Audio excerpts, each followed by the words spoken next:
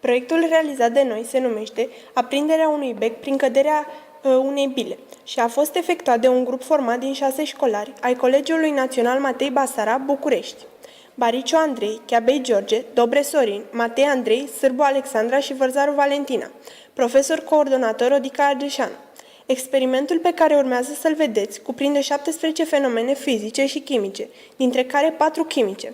În prima fază, am picurat acid clorhidric pe folia de aluminiu pe care era așezată o bilă. Datorită reacției acidului clorhidric cu aluminiul, sub acțiunea corozivă a acidului, se formează o gaură în folie, pe unde bila coboară, străbătând un sistem de plane înclinate. Fenomenele fizice ce au loc aici sunt mișcarea unui corp, respectiv a bilei pe planul înclinat, și frecarea la rostogolire. Bila se lovește de o piesă de remi, având loc o ciocnire aproximativ elastică, ce determină propagarea unei perturbații prin lanțul format de piesele de remi, undă singulară.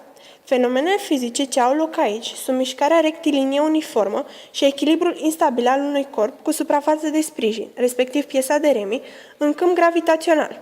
Pe ultima piesă de remi se află un corp, iar când acesta cade, se acționează un comutator care închide circuitul unui rezistor. Fenomenul fizic care are loc aici este curentul electric ce străbate circuitul rezistorului. De rezistor sunt legate două baloane umplete cu acid acetic, în limbaj uzual oțet. Are loc efectul termic al curentului electric, rezistorul degajă căldură, iar un alt proces fizic este topirea unei părți din balonul umplut cu oțet.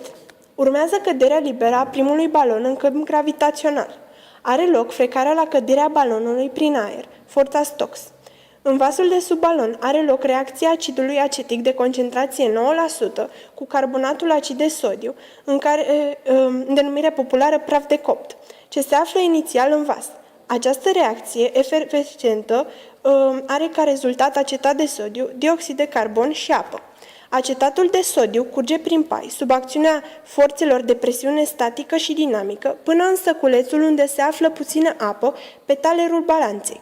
Aici are loc fenomenul chimic de diluare a acetatului de sodiu.